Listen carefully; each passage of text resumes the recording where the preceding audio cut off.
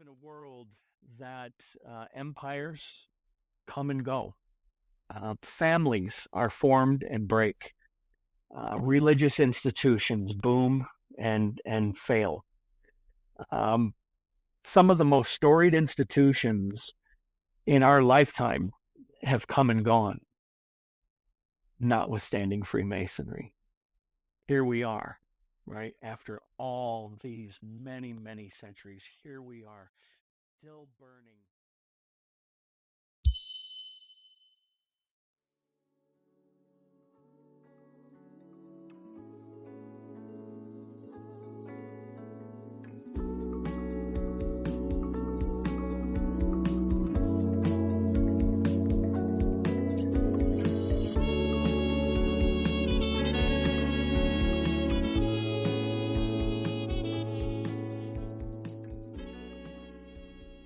Welcome to the Third Degree Masonic Podcast, where we are always on the level. We're your hosts. I'm Brother Samuel.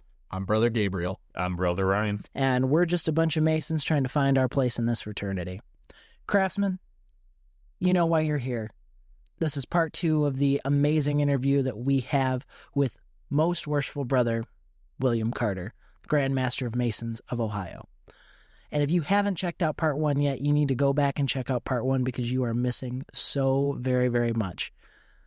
I can't say this enough. This man has got me all riled up for Freemasonry and makes me so excited for this fraternity.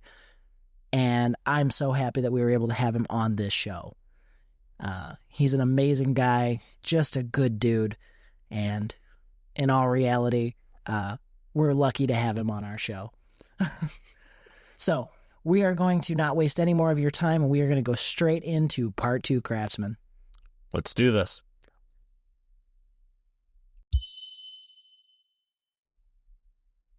Well, all right, Craftsman. Welcome back to the Third Degree Masonic Podcast. Thank you for tuning back in. Once again, I have the honor and privilege of being here with Brother Carter.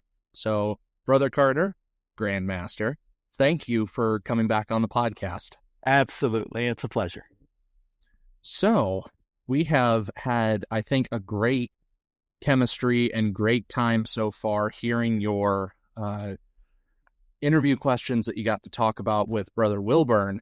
But I always like to handle the tail end of the interviews because I like to ask some, I guess you could call it esoteric questions, thought-provoking questions, just questions I really like to end our interviews with on very positive notes. Sure. So the first thing I'm going to ask you, if you don't mind me being forward and just getting right into it, sure, is what does being a Mason really mean to you? Because we fill our lodge meetings with a lot of buzzwords about what Masonry means. But what, as the Grand Master, does Masonry mean to you? You know, there are a lot of contexts in which that could be answered. I think first and foremost to me, we are called to be builders, right? We're called to make something in this world, whether it's something physical, which, you know, would explain a lot of the allusions to our building working tools.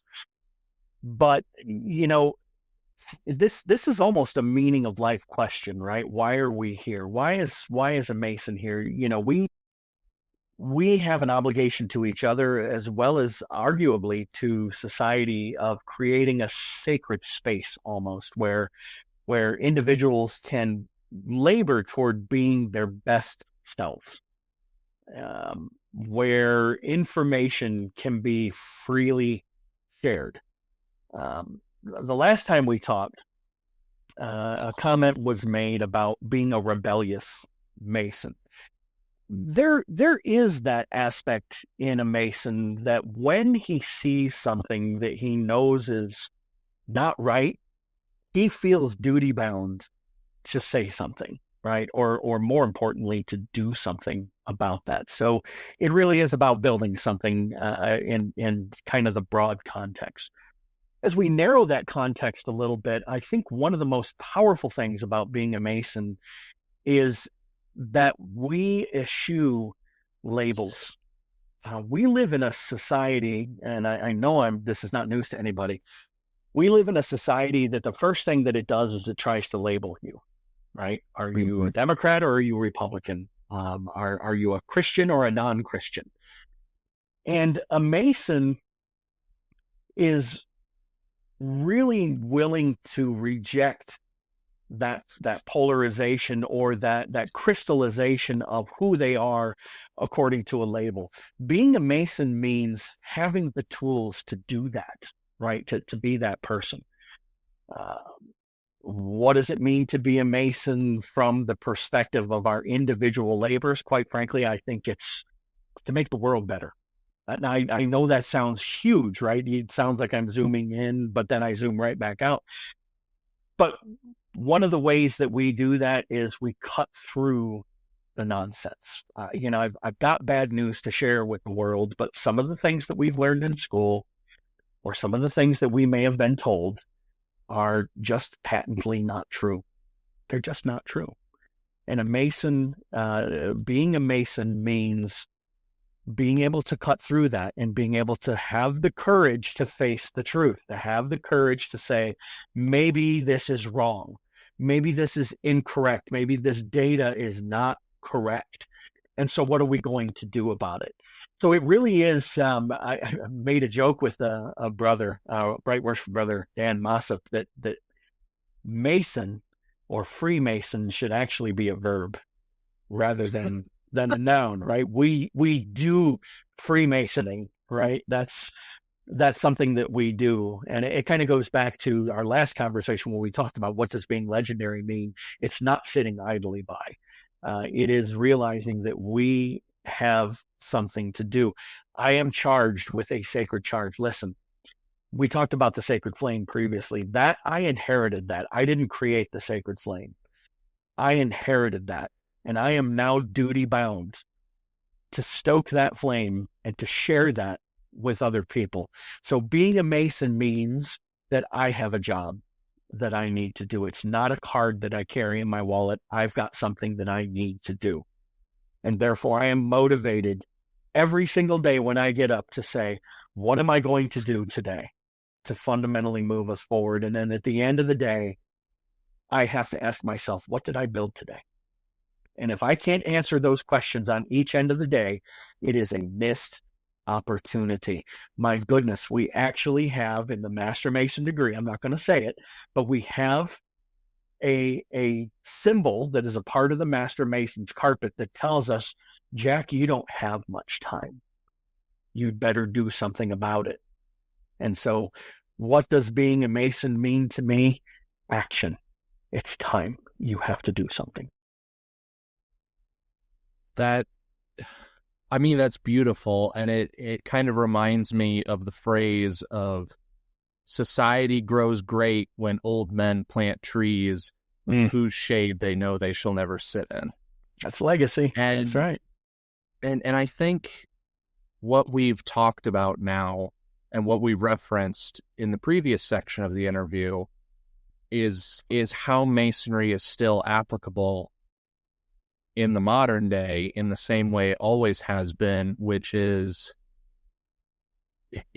instructing responsibility, a sense of responsibility, a sense of honor, a sense of holding yourself to the oaths you commit to holding yourself to. And I think that is something that is vitally important in today's society, is that there is unfortunately a lack of taking on responsibility. There is a lack of doing your duty to something more important than yourself. There is a severe lack of following through on something that you have expressed that you are going to do. And I think Freemasonry takes that and magnifies that in its members who really take that to heart, because that's what I've determined to do in my work in the Public Works Department, in my work with my guard unit, in Lodge itself, in my community as a whole. And I really appreciate you being able to articulate that, because that's what we all feel. And you just know how to be the face of Masonry for that. But, you know, a lot of this comes from, frankly, contemplation, right? I think all of us have that existential moment that says, why am I doing this? Right? And we have to think through that ourselves. I kind of, in my brain and sort of the way I work in my digital world, is I like mnemonics. And I always think of it as the three C's of Freemason, the letter C, Charlie. When we first come into the fraternity as first degree Masons, we are charged with being consumers, right? You're here. You don't know anything yet. There's a lot to learn. Talk to your brothers, right? Learn from them, consume, right? That's what you're here for. When you move to that second degree, the letter C changes, because now you're expected to be a contributor, right? You're a fellow now of the craft. You've had your consumption time. Now it's time for you to start working with each other. And we talked about this earlier, about brothers being together even though they may disagree with things. Kind of the way I've always broken that down is that in this fraternity, you don't have to see eye to eye, but you do have to stand shoulder to shoulder. That's Absolutely. what a contributor does, right? We're here to contribute as fellow crafts.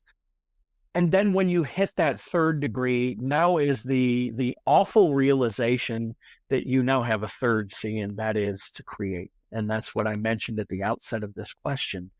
Now you actually have to make something, right? You're not just a part of the team anymore. Now the team is going to look to you to say, what is it you're going to bring into this world, into this community where we practice Freemason, in our lodges? What are you going to create every single day? What are you going to do? That's kind of how my brain works. And what's great about those three C's is you do them over and over again. It's like a cyclical motion. You consume, you begin to contribute, then you come out with this creation, and now you go back to the learning again. Start learning again, right? Get bigger. Expand your mind, expand your strengths, contribute again, create something even more. I got to tell you, if we all did that, and I don't do it great every day either, right? Sometimes I just want to relax and put Mr. Robot on TV or feed and just consume. But that we're being a Mason means that. It means engaging in that cycle all the time, eschewing the labels, standing shoulder to shoulder, consuming, contributing, creating. That's really what this thing is about. And it means upholding a sense of honor. And listen, I know people don't like to just talk about this because we live in the information age and nobody likes to talk about secrets. We have secrets. We do. We have them. And those secrets are for our protection. Those secrets are to preserve the sanctity of brothers who may share things with each other that they're really just trying to work their way through, and it's not for public consumption any more than we keep matches away from a toddler, right? It's a secret from a toddler because if they get a hold of it, they can hurt themselves. We have secrets too. We have secrets that we need to preserve so that we can all grow together. And I think that's the idea of of what you are creating in the lodge. And I appreciate that. And we always talk about creating or making good men better. As kind of a little summary of that.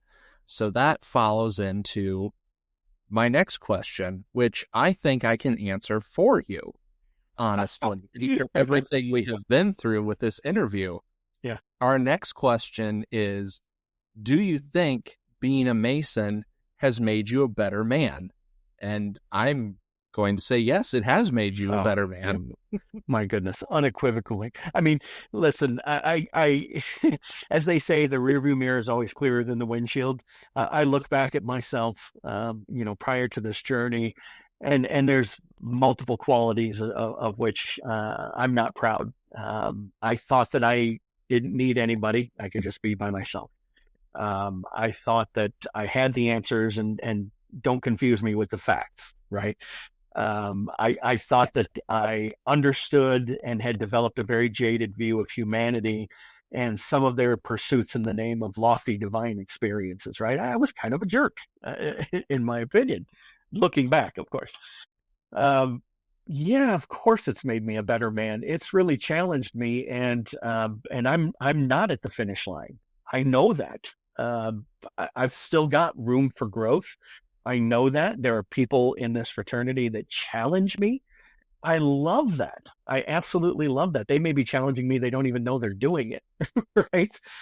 But yeah, I appreciate you being able to answer that question for me, because yeah, it's without a doubt, it has absolutely made me a better man. And I would tell you that any man that would come into this fraternity, if you're willing to be vulnerable and you're willing to explore the mysteries and you're willing to hear counsel and you're willing to walk through the transformative process, and that's what this is about. That's actually what you're asking. Better man means, have you been transformed by Masonry? If you just let it happen, oh, I promise you, it's going to transform you in ways that you probably never even foresaw when you walked into the fraternity thinking, I'd like to do some charitable works. Boy, we're going to not only we're going to help you do charitable works, we're really going to cook your noodle and tell you that charity actually means love. Oh no, guys have to say love? Oh no, I'm too tough for that, right? I can't say that. But that's actually what the word means, right? It's love in action, is charity. So yeah, I think it has made me a better man, and I think it'll make any man a better man who is willing to come in and let their heart be softened and engage on that transformative journey. Again, be willing to drop the societal bonds that have been put on you, and in the safety and sanctity of your lodge, through the transformative process of our, the degrees that we do and the teachings that we do, allow yourself to be rebuilt right into that greater man. It's a remarkable experience, and it never ends in this fraternity. Absolutely. And I think that's very poignant. So thank you. Of course. So the next question, and I like this question because we've gotten a lot of interesting answers before. Do you have a Masonic hero or idol? And this can be historical figures, contemporary figures, obscure Masonic figures. It can even be someone who is maybe that we speculate was a Mason in times past, if from the esoteric kind of sense, or even someone like you were talking about earlier, your grandfather. You seem to speak of him in a very positive light. I probably would have to step back a little bit from the word idol, and I know you're using it in a more casual sense than actually idolizing an individual, which is why I kind of step back from it. As far as Masonic heroes go, and I'm just going to hit them real quick. I don't want to, we can talk about the why. From the aspect of exploring the mysteries, I would have to say illustrious brother Manly Palmer Hall. Now, I don't think that he was categorically right on everything, but his approach, his open-minded approach in examining things very closely, philosophically for me, has always resonated during my journey. When I first discovered his works, truly, truly remarkable. And it's interesting because you're also talking about a life that tragically ended. There were some bad decisions that he made, but from a philosophical perspective, he would definitely be, one of those Masonic heroes to me. My own Masonic father in the Grand Lodge, most worshipful brother Rick Shaw, absolutely a hero, because here is a man who invested absolute faith in me, and with whom I have built such an amazing relationship. He has more years under his belt as a human being than my own biological father did. And yet when I sit with him, it's like two spirits just really resonating with each other. He's been such a guiding force for me. I think the biggest reasons that he's my hero is my gratitude for him, and the wisdom and the time that he shares with me. Just absolutely remarkable. Several other heroes. We've talked previously, personal conversations about Right Worst Brother Chad Kopensky, a hero of mine, somebody that I could talk with for hours, and who frankly can out-talk me, honestly. I'll kind of wrap on these Masonic heroes, and I don't know if I can emphasize this strongly enough.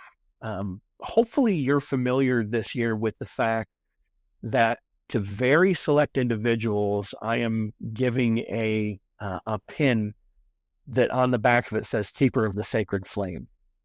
And when I do that, I do it in a very particular way with those individuals. We post it on social media. Those are individuals who, in my mind, really exemplify that sacred flame of Freemasonry. It's been few. Those men are my heroes, each in different ways.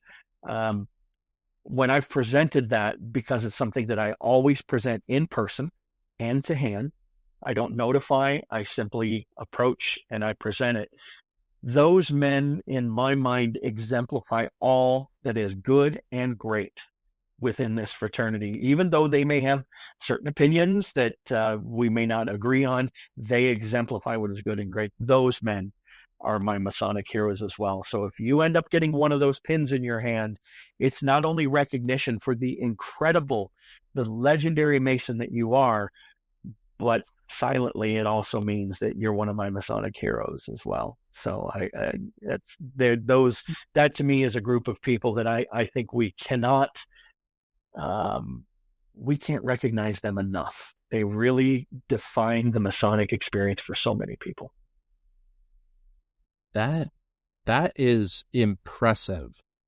And I have to say, I want to imagine what a world would be like if someone like you was a national leader who had the ability and the responsibility and the respect to be able to recognize the contributions and quality of someone he may disagree with. And I think that shows a level of intelligence and commitment and understanding that just surpasses what we see on the average everyday street, or the average everyday session of Congress, or the average everyday stock floor. Sure. And it's so amazing to hear something like that. Because I hope that I could hold myself to that high of a standard. And I wish that I could be that responsible and that respectable. And I know sometimes I fail to do that. And it's so refreshing to see the Grand Master of our fraternity living up to that level. You know, so I'm not perfect either. And there comes a moment of recognition that the best you can do is to make those moments where you stumble as few and far between as possible. That sounds really difficult, but when you are able to embrace your brothers, it is remarkable the support structure that creates, that enables you to be able to do that. I can remember in the past, and you brought up, Congress or national leaders. I can remember in the past, you listening to things like political news channels or whatnot, and how we can just whip each other into a frenzy over those things. And it's a shame because it's a shame, but I also understand it. It's a shame because I think it stains life a little bit. By the same token, something interesting about polarity is that when you create polarity, you create potential that can be utilized. And that's as revolutionary as I'm going to get with that statement, but it is the bottom line another way that people have said it is there's, one of the great ways to bolster a country's economy is to go to war. That's polarity, right? That is, it's very remarkable. But to your point, having and I think of it as emotional intelligence, having the emotional intelligence to realize the contributions of a person, even if you don't fully agree with them, that's humanity. That's Freemasonry. That's what we're supposed to be doing in this world. And again, if we come together, might be very surprised that we develop something completely new out of that, as we talked in the last part of our interview. Absolutely.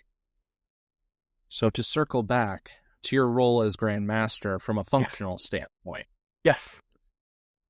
I know from hearing from our lodge brother, Jeff Syme, that he keeps us regularly updated about all your guys' travels. You post on Facebook quite regularly about all the different lodges and functions you go to. Sure. So you've traveled a lot around the state. You've had a lot of time to observe and meet a lot of brothers. So I've got to ask, in all your travels as Grand Master of our great state of Ohio, what is one thing that a lodge has or that a lodge does that has really stuck out to you that you would like to see more lodges do or more lodges participate in? So, dirty secret that is now about to be revealed. For those that aren't aware, in Ohio, and this may be true very, very broadly, but each year as an individual is elected Grand Master, they will draft criteria for what they refer to as the Grand Master's Award and roll that set of criteria out. Those criteria, for me, are based upon what I see as making the Masonic experience something of value to its membership. And I won't enumerate through those, but one of the key things, and this is, it's going to sound really simple, so I hope you'll bear with me when I say this, but one of the greatest things that I've seen a lodge do, and I'm going to point out a lodge, I'm going to point out the lodge in Tip City, Tippecanoe.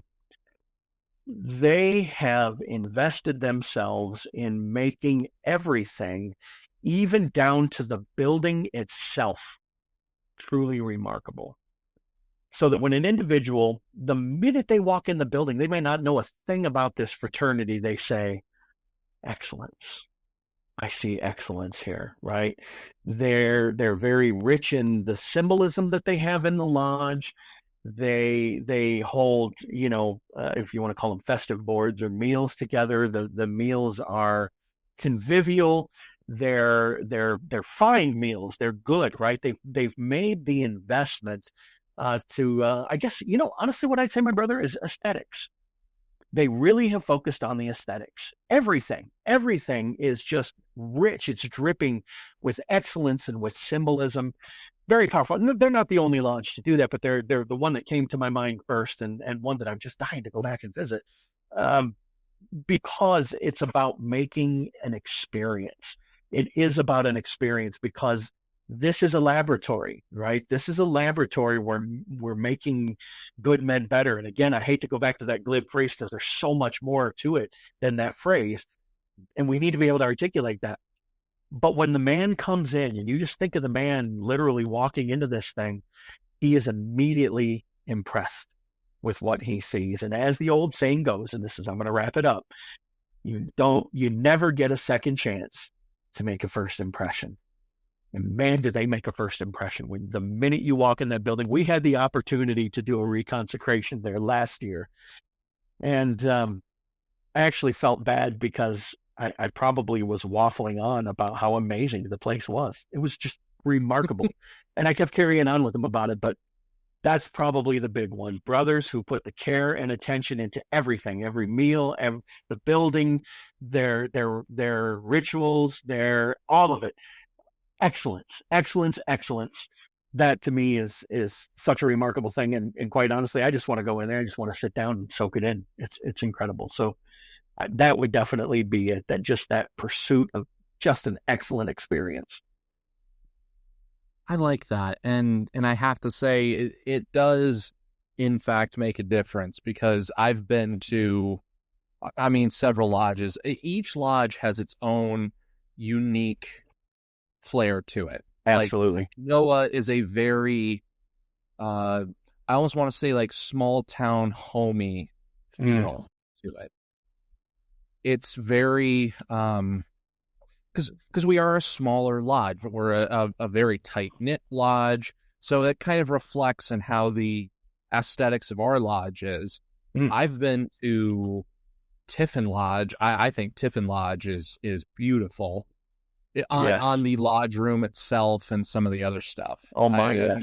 The building they occupy is a fairly old building in Tiffin, but the lodge room and some of the adjacent rooms itself are immaculate. Findlay Lodge, despite seeming very utilitarian from the outside in some of the other rooms, I like Findlay Lodge, but I'm also a member there, and my father is a member there, and a couple of good friends are members there. But I think they have a really nice lodge as well.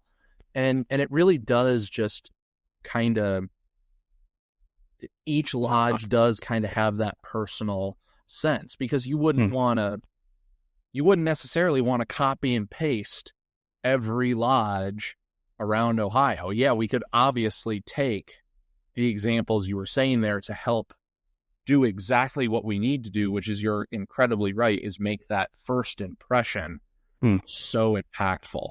But you also wouldn't want to turn every lodge into like what McDonald's is doing, where every McDonald's is black a cube on the side of the road. Absolutely. Yeah, no, this goes back to, so I try to throw myself back in time, maybe into, the very early 20th century with the emergence of the automobile. And I wonder, just as we did in the last part of our interview, if they had conversations then on their podcasts, if you will, of, what impact does or should the automobile have on Freemasonry? Right? We talk about technology. Why not the automobile? The automobile has had an impact on Freemasonry. I mean, if you think about it for a second, and as Grand Master, it's my very fortunate opportunity to do reconsecrations at lodges, and you hear about these lodges founded in 1816, right, in our state. And you think about that for a minute. They say the Grand Lodge, they were granted a charter at the Grand Lodge session in Cincinnati, Ohio, for example. And these guys live in Northeast Ohio. How do you think they got there? I mean, they're literally on horseback, and I'm sorry to be so crass, but back in those days, you could die from diarrhea. I mean, you literally, you were hashing your way through forests and all this stuff just to get a charter for your lodge. Now, why do I bring this up, right? This whole thing with the car and its impact on Freemasonry. Like the car is almost an assumption today. You made a comment about lodges not looking like a franchise, right? Not looking all the same, stamped out. You know what? That is a rich part of our Masonic heritage. The fact that I can go to different lodges and there are different foci, right? They focus on this over here. Over here, they focus on this. The automobile has enabled me to do that. I tell you, I really, really firmly believe this. A man is willing to drive an hour for an experience that moves him. He is. And so, yeah, it's great that lodges are not all the same. They shouldn't be all the same, because that affords us opportunity to get in the car, that new technology back in the early 20th century, and go find that thing, right? That really moves us or enriches our experience that we have as Masons. So yeah, I think you're absolutely right about that. I think that those are the kinds of things that impress me. A lodge that has an identity, they pursue it with excellence. To me, that's a very, very beautiful thing. And personally, I get to benefit from it too. I love getting to visit a lodge. I visited a lodge recently that had their own little degree that they created, and it's a fun degree, and it accompanies dinner. And man, that was phenomenal. It was absolutely phenomenal because we got together in a Masonic setting. We laughed, we had a great time, and the bonds of friendship were just so beautifully cemented in something like that. It's the way we need to be. It's the way we are, and it's the way we need to continue. That's words of wisdom. Words of wisdom from the Grand Master. I love it. So, as we mentioned earlier, it feels kind of shocking to you that you are already a third of the way through your term. Oh my goodness, yes. So I have to ask, do you have any plans for Most Worshipful Brother Carter after being Grandmaster? So, it's this the whole journey has been so interesting because it really drives home the fact that these offices or these journeys we take, you take them at the behest of your brothers, period. End of story. So if I'm to try to define what's my plan after I'm done, I quite honestly have to go to my defaults. I have to go to that thing that moved me from the very start, and that is to be the best member of Dover Lodge number 489 in Westlake, Ohio, that I can possibly be. And if anything else comes in a different direction, of course, I'll evaluate that. And if my brothers call me to some other sort of leadership role or to take some other journey, of course, I'll evaluate that and give that consideration. But as far as concrete plans, look, I love my brothers in my little tiny 50-member Mother Lodge, right? I love those men dearly. They're literally my center within the craft, and I cannot wait to come back. Maybe they'll make me lodge education officer. They've been threatening me possibly with secretary, which, I say that's not a term, that's a sentence. But we'll see even where that goes. But yeah, that's really quite honestly my plans is to be, we're all brothers first. We come into the fraternity with a white apron. We leave this world with a white apron. Maybe I should do that white apron some honor. That's my plan, right? Let's do that white apron some honor, and we'll see if anything else comes. That sounds like a good roadmap for the future. It's for me. We are getting ready to tie up the interview. Okay. And I always like these ending questions because I think it really sums up not only the point of our podcast, but I think the point of the reason why we do these interviews. So this first question I'm going to ask you is if you were to encounter a young man of age or a brand new Master Mason, 50, even 80 years down the line from now, what advice would you give those future Masons that are just starting or that future man just about to knock at the door? Oh, boy. I go back. I'm going to be a little vulnerable here on this because we can come up with all kinds of procedural advice, how to move the fraternity forward, all those things. But I think of an old poem by Dylan Thomas called "Do Not Go Gentle Into That Good Night."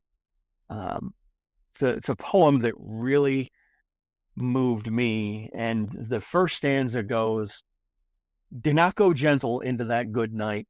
Old age should burn and rave at the close of day. Rage against the dying of the light." We live in a world that empires come and go. Families are formed and break. Religious institutions boom and fail.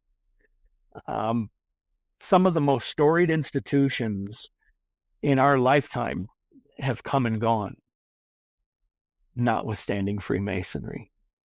Here we are, right? After all these many, many centuries, here we are, still burning brightly. Yeah, we've got things that we need to work on, but do not go gentle into that good night. When you see things dying, when you see the light beginning to fade, just like the poem says, rage, rage against the dying of the light. You're going to come into this fraternity and you're going to begin a process of growth.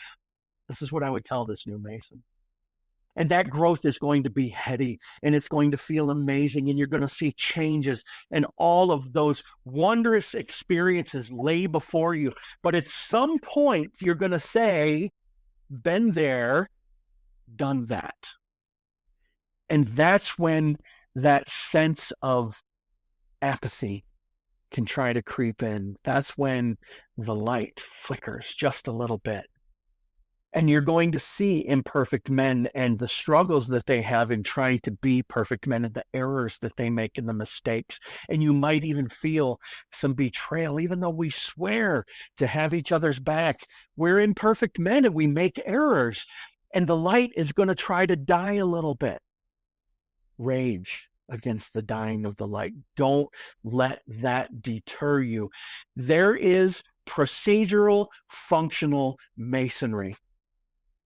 And then there is that golden ideal, that sacred flame that has burned across centuries of time. And we don't even know how long, right? The History Channel likes to tell us 300 years and we pound our chest. And yet we've got documentation from the 1300s, for goodness sake. Saints, rage against the dying of that light. Don't let them put you into a corner and say, you're just another one of those institutions, right? People aren't joiners anymore. All institutions, there's rage against the dying of that light. That is not who we are. And so my advice to that young Mason, right when he comes in, so full of ideals and so full of excitement, when the night comes, don't go gentle into that night. You rage against it with everything that you have, because you better never doubt the power of one person to literally turn all of this around. This is your responsibility. This is what you're walking into. There were men that chose to die rather than to give up being a Freemason. That's what you're walking into. Don't go gentle. Rage. That's my advice. That's poetic. It was Dylan Thomas. Grandmaster, what would you like your legacy to be? Oh my gosh. So podcasts notwithstanding, there's an old saying, and I remind myself of this all the time. People will never remember what you said, but they will remember how you made them feel. What my hope is, what my legacy, the goal for my legacy is to rekindle such a fire in the heart of every Mason that I get the opportunity to touch, that it creates a momentum and a passion, a well-directed passion, to where folks can say, oh, I didn't realize, right? And our brother Chad Kopensky does this all the time. He goes back in the proceedings of the Grand Lodge and he finds these wonderful speeches that these Grandmasters gave and that nobody freaking remembers, right? Until you actually open that thing up. I don't worry about my words. I want you to focus on that feeling. That's what I want my legacy to be. I want for folks to be able to say in honesty, in true honesty, to say, that man made me feel alive again in this fraternity. That man showed me that there is something greater in here. And although I didn't get to talk to him, but for more than 10 minutes, it has changed my Masonic path. It lit a fire underneath me. And now that individual is inspiring others. That is the legacy I want to leave. A legacy of men who are inspired, a legacy of men who are on fire for this fraternity. I want the legacy to be, you know what? When we gave him the opportunity to lead this fraternity, he left it a little better. That's what I'm hoping for. I think you have left it a little bit better, Grandmaster, just after tonight. No, that's very nice. So, thank you for saying that. As is tradition, Yes. no one speaks after the Grandmaster, so I have to ask you, do you have any final thoughts, words, little tidbits of wisdom for any of our listeners and future craftsmen? Many of our listeners are Masons, but potentially future Masons as well. Yeah, I do. And let's make it succinct. Every single day, each and every one of us wakes up with a choice. We can either drift through life completely unnoticed, or we can seize every single moment as an opportunity to inspire people, to be the leaders that our society, our culture needs, and we can leave a mark. So my hope is that everybody thinks to themselves, what are people going to say about me when my time in this craft is complete? Will you be a legend, or are you going to be a name in the minutes? The choice is absolutely yours as a Freemason, and that is the challenge, to be legendary. All right, craftsmen. We really hope that you've appreciated this interview with the Honorable Most Worshipful Brother Carter, Grand Master of Free and Accepted Masons of Ohio. Brother, it's been an honor and a privilege to have you on the podcast. And we really appreciate it. And remember, craftsmen, keep your working tools in order and always be on the level.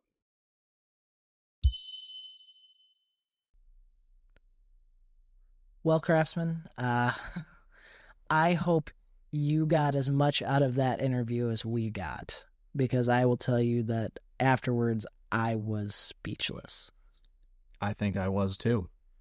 I'm only saddened I wasn't able to be there live listening to it, because as you guys know from my Secretaries Association, you guys now witness when I say the guy can lead, he can give a speech, he gets not you just going, but it's, you know what, I'm going to become legendary.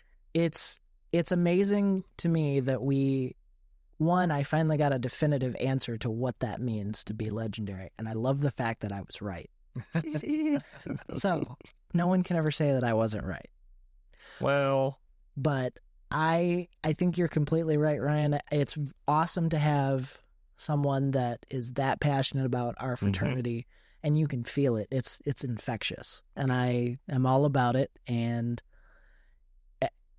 he's a great leader. So exactly, it is the sign of a good leader that he is lifting up every member of this fraternity rather than saying, "I am the leader of this fraternity." And I think it's very fraternity focused. I think it's all an example. I think he poses a good example of what we should look up to or could. And I'll tell you what, I bet you he would disagree with us when we say that.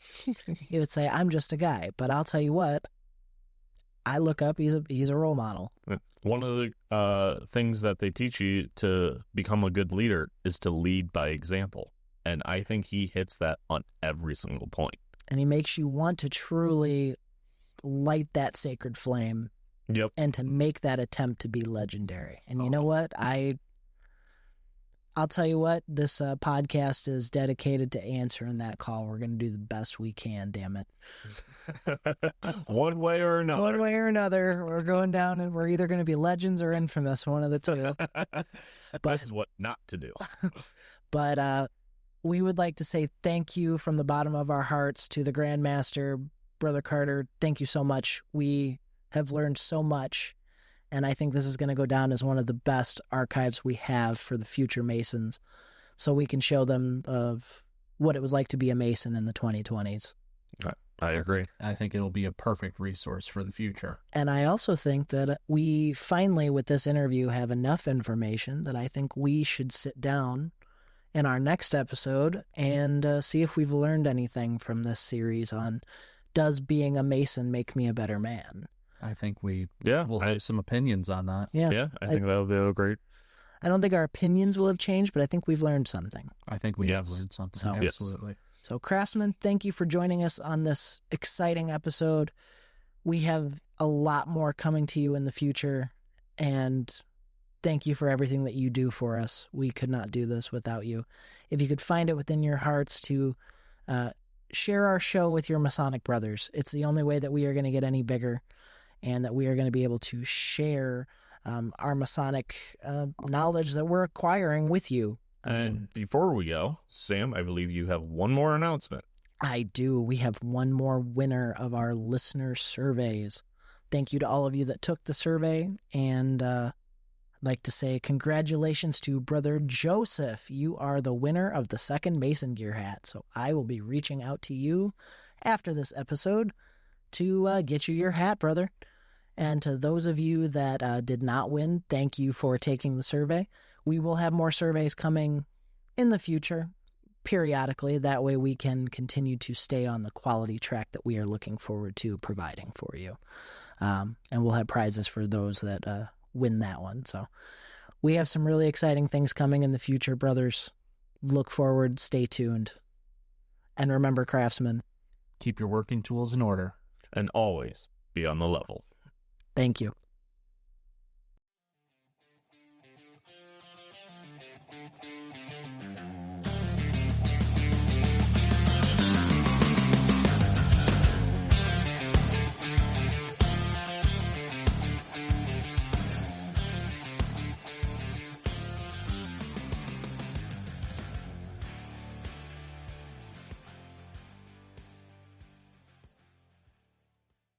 The views and opinions expressed on this podcast do not reflect those of the Grand Lodge of Ohio, its officers, or any of its jurisdictions. They only reflect those of the hosts or guests.